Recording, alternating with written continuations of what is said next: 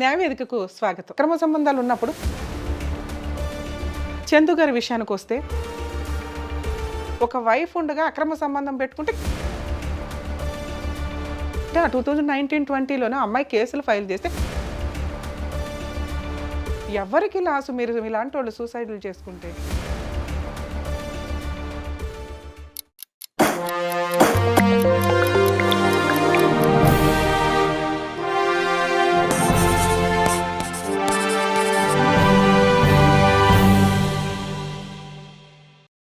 న్యాయవేదికకు స్వాగతం. ఈరోజు మాట్లాడుతున్న ఒక టాపిక్ నిజంగా నాకు ఇష్టం లేని టాపిక్ మాట్లాడుతున్నానండి. ఎందుకంటే సుప్రీంకోర్టు ఏ ఉద్దేశంతో ఈ జడ్జిమెంట్ ఇచ్చిందో కూడా నాకు అర్థం కావట్లే. అక్రమ సంబంధాల మీద లీగాలిటీగా యాక్షన్ తీసుకోవడం లేకపోవడం వల్ల ఇష్టం వచ్చినట్టు, అది జెంట్సా లేడీసా అని కాదు, జీవితాలు సర్వనాశనం చేసుకుంటున్నారు. ఎవరి తప్పుకు వాళ్ళే బాధ్యులు, అంతవరకు బాగానే ఉంటుంది. కానీ ఇలా మ్యారేజ్ అయిన తర్వాత చేసే పనుల వల్ల, అక్రమ సంబంధాలు పెట్టుకోవడం వల్ల వాళ్ళ జీవితాలు నాశనం అవడంతో పాటు వాళ్ళ మీద ఆధారపడి ఉన్న కుటుంబ సభ్యుల జీవితాలు నాశనం అవుతున్నాయి. ఇది ఒక్కసారి థింక్ చేయండి. మేము కొన్ని వేరే ఛానల్స్లో కొన్ని ఎపిసోడ్స్ చేస్తూ ఉంటాం, ప్రోగ్రామ్స్. అందులో కూడా మీరు చూస్తూ ఉంటారు 90% ఈ అక్రమ సంబంధాల బ్యాచ్లే. ఎందుకు? చేసుకున్న పార్ట్నర్స్ ఉంటారు, నచ్చకపోతే విడిపోయి విడాకులు తీసుకొని లీగల్ పర్మిషన్స్ తోటి వేరే మ్యారేజ్లు చేసుకోవడం బెటర్ కదా. పార్ట్నర్ అక్కడే ఉండాలి సొసైటీ కోసం, పిల్లల కోసం, లేకపోతే లీగాలిటీని తప్పించుకోవడానికి. తీరా చూస్తేనేమో పెట్టుకుని అక్రమ సంబంధాలు పెట్టుకుంటున్నారు. ఇవి సైకలాజికల్గా వాళ్ళని పార్ట్నర్ని ఎంత ఎఫెక్ట్ చేస్తున్నాయో తెలుసా? ఇది కొంచెం ఆలోచించండి. మీ జీవితాలు సర్వనాశనం అయితే మీ పర్సనల్ విషయం. మీ మీద ఆధారపడిన జీవితాలు ఎందుకు నాశనం అవ్వాలి? దీనికి ఎగ్జాంపుల్ ఇప్పుడు జరుగుతున్న ఇన్సిడెంట్ అండి. యాక్చువల్గా వీళ్ళ టాపిక్ నేను మాట్లాడాలని కూడా అనుకోలే, కానీ ప్రజెంట్ ఇదే దరిద్రం నడుస్తుంది కాబట్టి ఇలా ఒక ఇన్సిడెంట్ని పబ్లిక్లో చూస్తున్నప్పుడు మాట్లాడితే మీకు రీచ్ అవుతుందన్న ఉద్దేశంతో, ఇలా చెత్త పనులు చేసే వాళ్ళకి రీచ్ అవుతుందన్న ఉద్దేశంతో మాట్లాడాల్సిన పరిస్థితి. ఎవరి గురించి మాట్లాడుతున్నానో మీకు తెలుసు. పవిత్ర, చందు గారి విషయానికి వస్తే, ఒక మంచి లవర్, వాళ్ళ వైఫ్ శిల్ప, ఆవిడ గురించి ఇన్ఫర్మేషన్ మనం తెలుసుకుంటే తెలిసింది ఏంటంటే 2004 నుంచి అతను వెంటపడి ఆ అమ్మాయే కావాలనుకుని ఫోర్స్ఫుల్గా లవ్ చేసి, ఆ అమ్మాయిని కూడా లవ్ చేసేలాగా చక్కగా చేసుకొని, రెండు వైపుల ఫ్యామిలీ మెంబర్స్ని ఒప్పించుకొని 2015లో మ్యారేజ్ చేసుకున్నారు. అంటే దగ్గర దగ్గర నియర్లీ 10 to 11 years లవ్కి సంబంధించి అపురూపమైన లవ్. అక్కడ మార్క్స్ పడినాయి అతనికి. తర్వాత 2 కుటుంబాలని ఒప్పించుకున్నారు. పెద్దలను ఒప్పించుకునే పెళ్లి చేసుకోవాలి ఎప్పుడైనా, ఎందుకంటే అది వాళ్ళ హక్కు. ఇలా లేకుండా లేచిపోయి వెళ్ళిపోయి ఆర్య సమాజంలో ఇక్కడ అక్కడ పెళ్లి చేసుకునే వాళ్ళు ఇప్పుడు లీగల్గా వాటికి పర్మిషన్స్ కూడా లేవు. ఒకసారి అమెండ్మెంట్స్ చూసుకుంటూ ఉండండి లీగాలిటీలో. లవ్ చేసాం, ఆర్య సమాజ్కి వెళ్ళి లవ్ చేసాం, ఇంకో చోటకి వెళ్ళి తాళి కట్టుకున్నామంటే లీగల్గా అవి వ్యాలిడ్ కాదు. సో ఇక్కడ 2 కుటుంబాలను ఒప్పించుకున్నారు, హ్యాపీగా పెళ్లి చేసుకున్నారు. అక్కడ బాగానే ఉంది.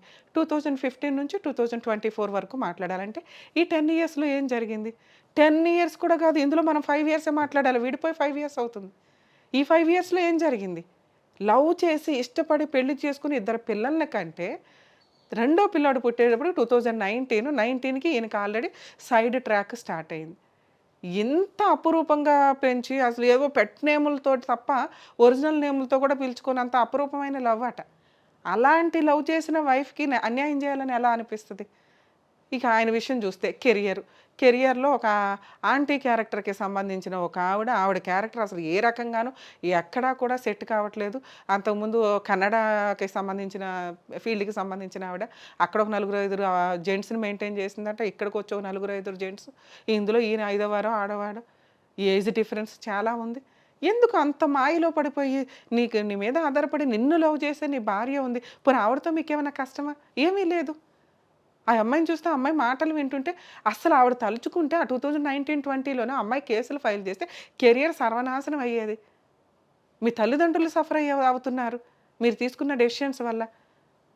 మీ భార్య సఫర్, ఇష్టమై పెళ్లి చేసుకుని తీసుకొచ్చి ఆవిడకి నరకం చూపిస్తారా? 2 పిల్లలు అంత చక్కగా ఉన్నారు. పిల్లల జీవితాలు నాశనం అయిపోయినాయి. ఈరోజు తండ్రి అనే పాత్ర వాళ్ళ జీవితంలో లేదు. పిల్లలు పుట్టక సగం మంది ఐవీఎఫ్లో అని తిరిగి చేస్తుంటే, మీలాంటి వాళ్ళకి పిల్లలు పుట్టి ఈ రకంగా వాళ్ళ జీవితాలని నాశనం చేస్తున్నారు ఒక రకంగా. ఆ అమ్మాయి శిల్ప గురించి మాట్లాడాలంటే, వాళ్ళ వైఫ్ గురించి నిజంగా అప్రిషియేట్ చేయాలి ఆ అమ్మాయిని. ఇంత నరకాన్ని అనుభవిస్తూ ఈ రిమైనింగ్ 5 yearsలో ఆ భర్త బతులాడుకుంటుంది. ప్రతిసారి బయటికి ఎందుకు రాలేదమ్మా, నువ్వు ఆ రోజే లీగల్గా వేయొచ్చుగా కేసులు అంటే, ఎందుకు లీగల్గా వేయాలి? కాపురాలు నిలబెట్టుకోవడానికే చూడాలి. ఆవిడ అలాగే చూస్తుంది. ఎందుకంటే లవ్ మ్యారేజ్. మేబీ ఇంకేమైనా అంత బాండింగ్ లేకపోతే లీగల్‌గా వదిలేసుకొని బయటకొచ్చి పిల్లల్ని చూసుకుంటూ ఏదో తన లైఫ్ తను ఇది చేసేది. నిజంగా అలాంటి దరిద్రమైన వ్యక్తుల విషయాల్లో అయితే ఖచ్చితంగా విడిపోయి మీ పిల్లల్ని మీరు చూసుకుంటూ వచ్చిన ప్రాపర్టీలో ఏవో తీసుకొని నరకం పడకుండా ఉండాలి. ఎందుకంటే మీ మీద ఆధారపడి ఇద్దరు పిల్లలున్నారు. మీరే సూసైడ్ అటెంప్టో ఇష్టపడిన భర్త ఇలా చేశాడంటే తట్టుకోవడం ఎవరి వల్ల కాదు. మీరు ఏదన్నా ఒక రాంగ్ డెసిషన్ తీసుకొనుంటే ఇద్దరు పిల్లల జీవితాలు నాశనం అవుతాయి. ఎందుకంటే ఈయన ఎప్పుడైనా ఇలాగే జరిగిద్ది కదా! క్లైమాక్స్ సీన్‌లు ఇట్లాంటి అక్రమ సంబంధాలు పెట్టుకునే వాళ్ళ సగం జీవితాలు ఇలాగే ఉన్నాయి. ఇది సెలబ్రిటీ కేస్ కాబట్టి బయటకొచ్చి మీ అందరికీ జనాలకి తెలుస్తుంది తప్ప, ఇలా నరకం పడుతున్న లేడీస్ కొన్ని లక్షలున్నారు. ఇలా నరకం పడుతున్న జెంట్స్ కొన్ని లక్షలున్నారు ఈ రోజున. ఆ సుప్రీం కోర్ట్ జడ్జిమెంట్ ఆ మేధావులు ఏ ఉద్దేశంతో ఆ జడ్జిమెంట్ ఇచ్చారో నిజంగా స్టిల్ ఇప్పటికి నాకు అర్థం కాలేదండి. ఎవడి పర్సనల్ లైఫ్ వాడిదే. ఎప్పుడు పర్సనల్ లైఫ్ మీది? మీరు సింగిల్‌గా ఉన్నప్పుడు మీ పర్సనల్ లైఫు. మీ పార్ట్నర్‌ని వదిలేసి లీగల్ డెసిషన్స్ తీసుకున్నాక సింగిల్‌గా మీ అక్రమ సంబంధాలకి మీ పర్సనల్ రిస్క్. ఒక పార్ట్నర్ ఉన్నప్పుడు ఒక వైఫ్ ఉండగా ఇంకో పెళ్లి చేసుకుంటే లీగల్‌గా వ్యాలిడ్ కాదు. ఒక వైఫ్ ఉండగా అక్రమ సంబంధం పెట్టుకుంటే కేసేయకూడదు. What is this? ఏం లాజిక్ ఇది?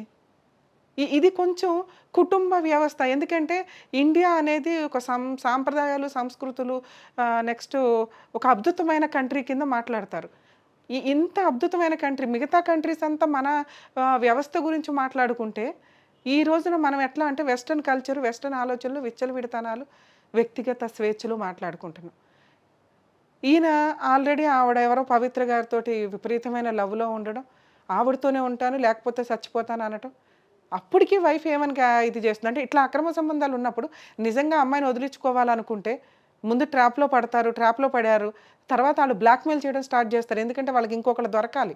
ఇంకొకళ్ళు దొరికేదాకా మీరే అపురూపం, మీరే ఇష్టం, మీరే ఇది. వాళ్ళకి అవసరం కాబట్టి. మీకంటే అప్పర్ హ్యాండ్‌లో ఉందావిడ. డబ్బులో అప్పర్ హ్యాండ్‌లో ఉండి దీనివల్ల మీరు అక్కడ అట్రాక్ట్ అయ్యి కూర్చున్నారు.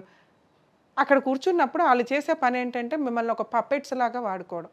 ఎప్పుడైనా గానీ అది జెంట్ అయినా, లేడీ అయినా వాళ్ళ అవసరాల వరకే అక్రమ సంబంధాలు ఎంటర్‌టైన్ చేస్తారు. వాళ్ళకి ఇంకొకళ్ళు దొరికేదాకా. వన్స్ ఇంకొకళ్ళు దొరికిన తర్వాత మీ జీవితం చెత్త కుప్పలో ఎయడానికి కూడా పనికిరాదు. కాబట్టి అక్రమ సంబంధాలు పెట్టుకునేటప్పుడు 100 సార్లు ఆలోచించండి. జీవితాలు సర్వనాశనాలు చేసేసుకొని మాకిది ట్రెండ్ అండి. మేము ఇలాగే ఉంటామంటే అసలు అది లవ్ ఎట్లా అవుతది? లవ్ చేసిన భార్య ఇంట్లో ఉంది. లవ్ చేయాల్సిన పిల్లలు ఇంట్లో ఉన్నారు. ఈ పెద్దవాళ్ళు ఎవరు సీనియర్ సిటిజన్ మీ నాన్నగారు సూసైడ్ చేసుకుంటారా మీరు? సూసైడ్ చేసుకోవడం వల్ల ఇప్పుడు ఎవడికి లాస్ అయింది? ఎవడు బాధపడట్లే. ఎందుకంటే మీ సొంతోళ్ళు బాధపడతారు. అరే! మంచి వ్యక్తి, నలుగురికి చెప్పే వ్యక్తి ఇలా ఎందుకైపోయారు అని. మేబీ మీరు ఆ కాలానికి కొంచెం టైం ఇచ్చుంటే మీ ఆవిడ టైం ఇచ్చింది. ఇవాళ కాకపోతే రేపైనా నా భర్త నా దగ్గరికొస్తాడండి అని.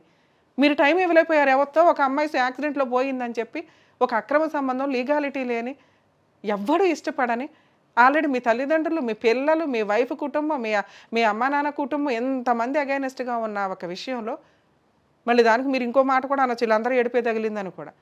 తగులుతాయి మరి అట్లాగే. పిల్లల జీవితాలకి సంబంధించిన ఇష్యూ కదా! పోనీ అదన్నా మీరు తట్టుకున్నారా? కొంత టైం ఇచ్చుంటే ఈ డిప్రెషన్ నుంచి బయటపడేవాళ్ళు. మీ ఆవిడ దగ్గర, మీ పిల్లల దగ్గర మీరు ఆవిడ ఎప్పుడు ఎక్స్‌క్యూజ్ చేయడానికి రెడీగా ఉంది.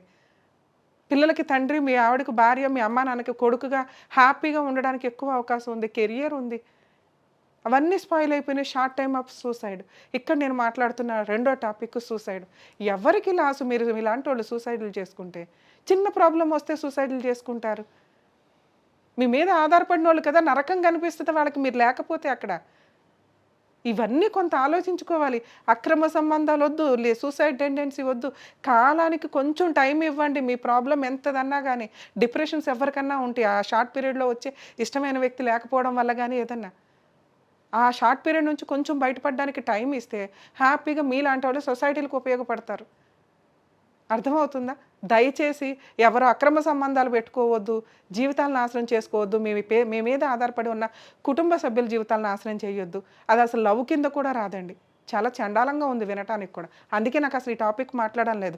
చాలామంది వ్యూయర్స్ మిగతా వాళ్ళు కాల్ చేసి మేడం ఈ టాపిక్ మీద మాట్లాడండి అంటే, ఇది ఒక ఎగ్జాంపుల్‌గా కనీసం ఇంకా స్టార్టింగ్ స్టేజ్‌లో ఉన్న వాళ్ళకి యూజ్ అవుతదన్న ఉద్దేశంతో మాట్లాడుతున్నా. నిజంగా మీరు అక్రమ సంబంధం పెట్టుకున్నప్పుడు అదర్ సైడ్ పార్ట్నర్‌ని వదిలేయాలని ఈ రోజు డెసిషన్ తీసుకుంటే, అదర్ సైడ్ వాళ్ళు మిమ్మల్ని బ్లాక్‌మెయిల్ చేస్తే మీ పార్ట్నర్ అది హస్బెండ్ అయినా, వైఫ్ అయినా కాపురం నిలబెట్టుకోవాలంటే మీరు ఒక టీమ్‌గా ఉండి వాళ్ళ మీద కేస్ ఫైల్ చేయండి. వాళ్ళకేదైనా కాంపెన్సేషన్ ఇవ్వాల్సొస్తే ఇచ్చి వదిలించుకోండి. ఒక లెటర్ రూపంలో అగ్రీమెంట్ రాసుకోండి. ఒకవేళ వాళ్ళేదైనా కేసులు ఫైల్ చేస్తే కేస్ ఫేస్ చేయండి. ఎందుకంటే మేజర్ అయ్యి కావాలని అక్రమ సంబంధాలు పెట్టుకున్న వాళ్ళలో ఎక్కువ బెనిఫిట్స్ ఏమి రావు ఆపోజిట్ వాళ్ళకి. లీగాలిటీని ఫేస్ చేయండి తప్ప కుటుంబ వ్యవస్థని నాశనం చేసుకోవద్దు. కుటుంబ వ్యవస్థ పక్కన పెట్టండి. మీ మీద ఆధారపడిన ఫ్యామిలీ మెంబర్స్‌ని ఎలోన్‌గా వాళ్ళని ఒంటరిని చేసి వెళ్ళొద్దు. సూసైడ్‌లు అస్సలు చేసుకోకండి. ఎందుకంటే ప్రాబ్లమ్ అనేది షార్ట్ పీరియడే. మంచి చెడులు లైఫ్‌లో ఖచ్చితంగా ఉంటాయి. వాటిని అది కష్ట సుఖాలు లైఫ్‌లో ఖచ్చితంగా ఉంటాయి. వాటిని కొంత ఫేస్ చేసి వెళ్ళాలి. కాబట్టి ఇది నా పర్సనల్ రిక్వెస్ట్ అండి. ఇది ఒక కేసు ఎగ్జాంపుల్‌గా మీరు ఆలోచించండి. జీవితాలు సర్వనాశనం అయిపోతున్నాయని.